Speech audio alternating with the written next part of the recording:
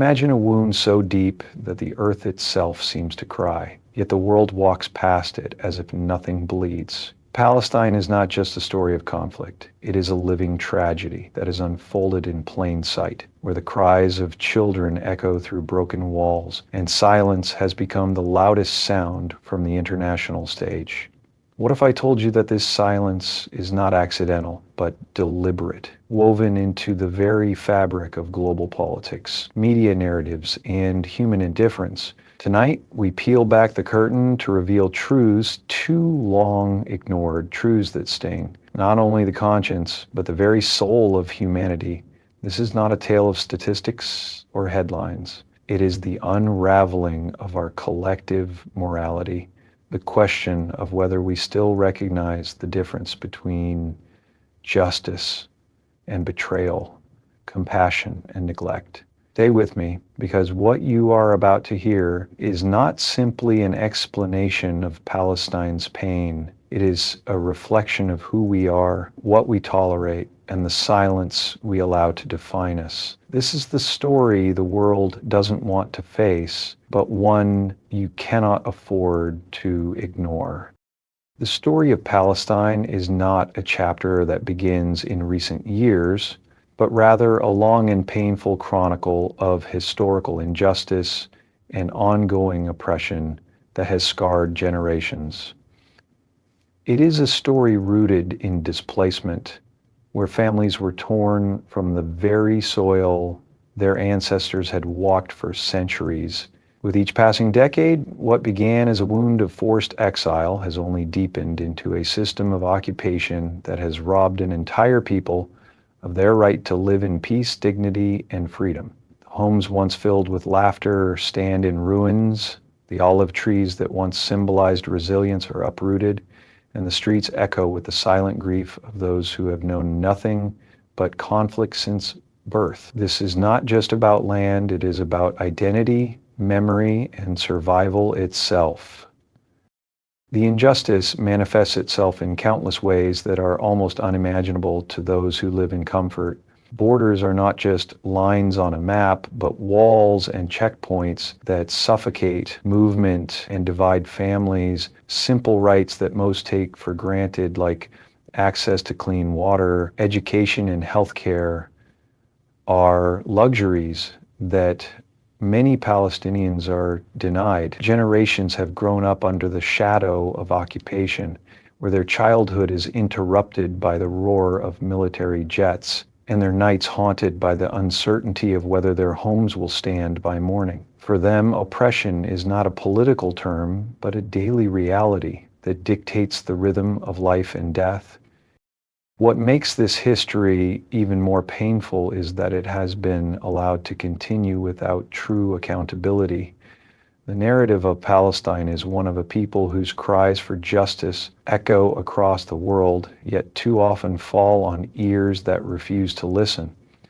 Their suffering is not an accident of fate, but the consequence of systematic policies designed to control, fragment, and ultimately erase their existence. The historical injustice of Palestine is a story that should shake the conscience of humanity, yet it continues to be buried beneath the weight of silence and denial. It is in this truth that one begins to understand why the wound of Palestine remains open, bleeding, and unresolved. The silence of the international community toward Palestine is one of the most haunting realities of our time. In an age where information travels faster than light, where images of suffering children and destroyed homes can be seen within seconds, the question arises, why does the world remain silent? This silence is not simply the absence of words, but a deliberate act shaped by politics, power, and fear.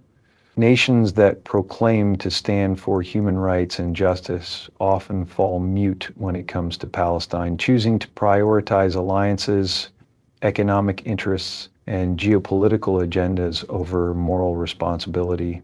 This is not silence born out of ignorance, but silence born out of convenience, where the cries of the oppressed are drowned out by the calculations of global powers. At the heart of this silence lies the selective application of justice. We see global outrage when conflicts erupt in other parts of the world, swift action is taken, and sanctions are imposed. Yet when it comes to Palestine, the same urgency vanishes. The destruction of homes, the killing of innocent civilians, and the denial of basic human rights are met with carefully crafted statements of concern, but little to no meaningful intervention. The international community has chosen to operate in a framework where some lives are valued more than others and some injustices are more tolerable than others. This hypocrisy deepens the wound of silence as Palestinians are forced to live with the knowledge that their suffering is witnessed but ignored. Furthermore, this silence is reinforced by powerful narratives shaped by media and politics. Voices that attempt to speak for Palestine are often marginalized, censored, or branded as controversial, while narratives that justify oppression are amplified and normalized. This manipulation of perception ensures that the silence is not just passive, but actively maintained. The world watches, yet pretends not to see, listens, yet refuses to hear. It is this silence, louder than any spoken word, that allows oppression to continue unchecked. In truth, the silence of the world is not neutral. It is complicity. It transforms the global stage into a theater of hypocrisy, where justice becomes selective and humanity is compromised. The media plays one of the most critical roles in shaping the way the world views the Palestinian struggle, yet it is often the very tool that distorts, downplays, or even erases the true reality of what is happening. Rather than serving as an unbiased window into the suffering of the oppressed, much of mainstream media has become a filter, carefully choosing what to show, how to frame it, and when to remain silent. This selective coverage creates a false balance where the oppressor and the oppressed are presented as equals in conflict, as though the imbalance of power, weapons, and suffering does not exist. Words are chosen with precision to soften the brutality. Bombings are called clashes, massacres are called escalations, and war crimes are hidden behind the language of self-defense. Such manipulation of language not only misleads the public, but also shapes the way governments and institutions justify their inaction. Behind this distortion lies the undeniable influence of politics and corporate interests that control much of global media. Networks and outlets often align with the agendas of powerful nations and their allies, ensuring that narratives serve the interests of those in power rather than the truth. The human cost of oppression is overshadowed by political talking points, leaving the cries of Palestinians unheard or buried beneath layers of misinformation. When media has the ability to amplify suffering and spark global outrage in other crises, its silence or distortion in the case of Palestine becomes even more glaring, turning journalism into a weapon of control rather than a tool for justice.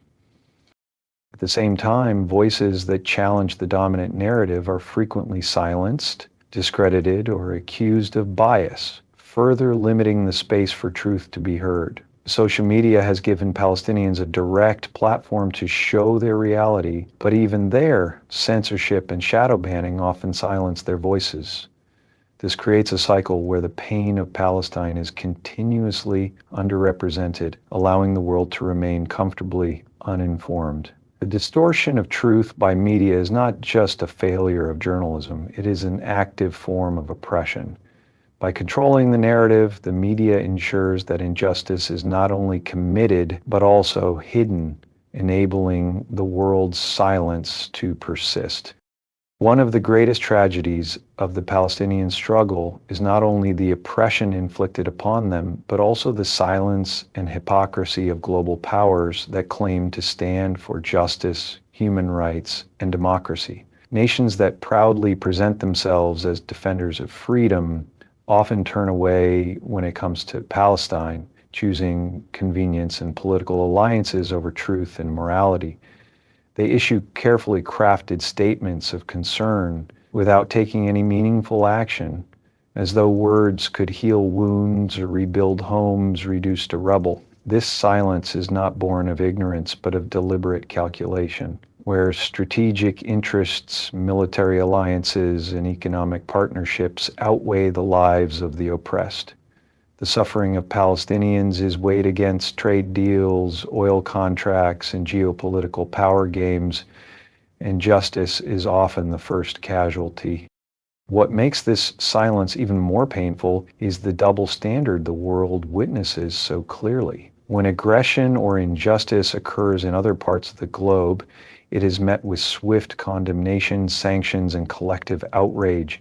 Yet when it comes to Palestine, the rules suddenly change. The oppressor is shielded, the victim is questioned, and international law is bent until it no longer resembles law at all. These double standards send a dangerous message to the world that human rights are not universal, but selective, and that some lives are worth defending while others can be sacrificed to maintain the comfort of powerful nations. This hypocrisy erodes the credibility of institutions meant to uphold justice and peace, such as the United Nations, which repeatedly passes resolutions that are ignored or vetoed when they threaten the interests of the powerful. It reduces international law to a mere tool of convenience, used when it serves the agenda of the strong and discarded when it does not. For Palestinians, this silence is not just political, it is deeply personal. It is a reminder that the world sees their suffering yet chooses to look away, reinforcing the feeling of abandonment and betrayal. The silence of global powers is not neutral. It is an active choice that enables oppression to continue, making them complicit in the very injustice they claim to oppose. The silence around Palestine is not maintained only through politics and diplomacy, but also through the powerful machinery of media that shapes public perception and controls narratives. Mainstream outlets, heavily influenced by corporate interests and political affiliations, often choose words carefully to downplay the suffering of Palestinians. Terms like clashes are used instead of attacks, conflict instead of occupation, as though there are two equal sides rather than one oppressed people and one heavily armed oppressor. This manipulation of language serves to blur reality, creating confusion and diluting the urgency of the crisis. By framing events in ways that appear neutral, the media fosters apathy among global audiences, making them less likely to demand accountability. Another tactic is selective reporting, where certain stories are amplified while others are silenced. The demolition of homes, the killing of children, and the daily indignities faced by Palestinians often go unreported, while narratives that justify or normalize the actions of the oppressor dominate headlines. This imbalance not only hides the scale of suffering, but also shifts sympathy away from the victims. The result is a distorted picture of reality, where the oppressed are often portrayed as aggressors and their struggle for freedom is painted as extremism. This media bias is not accidental. It is carefully curated to align with the interests of those in power. Governments that support the occupation influence what is broadcasted and what is silenced, ensuring that international audiences remain misinformed or indifferent. Social media, while offering some hope by amplifying Palestinian voices directly, is also subject to censorship, with posts taken down and accounts suspended under the guise of violating policies. This systematic silencing further isolates the Palestinian cause, depriving it of the global attention it desperately needs. The tragedy lies not only in the suffering itself, but in the way it is hidden, reshaped, or erased from collective memory. When truth is buried under layers of propaganda, the world loses its ability to empathize and act. The media, which should be a beacon of truth, becomes instead an accomplice in injustice, ensuring that the silence of the powerful is echoed in the minds of ordinary people who consume these narratives daily. The silence of the world regarding Palestine is not only a reflection of politics or media manipulation, but also a deeper moral crisis that speaks to the condition of humanity itself. When oppression becomes normalized and injustice is met with indifference, it reveals how desensitized hearts have become to the suffering of others. Across history, humanity has been tested through great injustices, and the measure of people's morality was always found in whether they chose to speak up or stay silent. Today, as bombs fall on children, families are displaced, and generations are raised under occupation, the silence of millions shows how comfort and convenience often take precedence over compassion and courage. This silence is not neutral. It is an active choice that allows injustice to persist unchallenged. Religious and moral teachings across cultures emphasize the duty to stand with the oppressed, to raise one's voice when witnessing injustice, and to resist tyranny even when the cost is high. Yet, in the case of Palestine, these principles seem forgotten. Nations that proclaim human rights fall silent. Institutions that speak of freedom remain inactive, and individuals who might otherwise rally for justice hesitate when the victims are Palestinian. This selective empathy unmasks a troubling double standard in the world's conscience, where some lives are deemed more valuable than others, and some struggles more worthy of attention. At its core, this silence is a test for humanity. It forces each individual, community, and nation to ask, what side of history will we stand on? Will we be remembered as those who ignored oppression, or as those who stood, even in small ways, with truth and justice? The cries of the oppressed will not vanish into the air. They are recorded in history, and they weigh heavily on the moral ledger of every silent witness. The world's silence is not simply an absence of words. It is a betrayal of the very principles of justice, compassion, and humanity. And one day, when history turns its gaze back to these moments, silence itself will be judged as complicity in one of the greatest moral failures of our time. In the end, the story of Palestine is not just about borders, politics, or territory. It is about the soul of humanity itself. It is about whether we as a global community will choose to live by the values we claim to uphold: justice, compassion, and the defense of the oppressed. Silence may protect comfort for a while, but it will never protect dignity. The world must understand that to remain silent in the face of injustice is to stand with the oppressor, and history has never been kind to those who choose complicity over courage. Palestine's pain is a mirror held up to the world, reflecting the truth of who we really are and whether humanity still carries within it the strength to rise for what is right. May this message serve as a reminder that your voice matters, your awareness matters, and your courage to speak truth matters. Thank you for giving your time and heart to listen, for seeking knowledge that awakens the spirit, and for daring to care in a time when indifference is the norm. I wish you strength, wisdom, and the blessing of standing on the side of justice. May you carry this awareness forward. May your actions echo with compassion, and may you always find the courage to speak when silence surrounds you. Good luck, and thank you.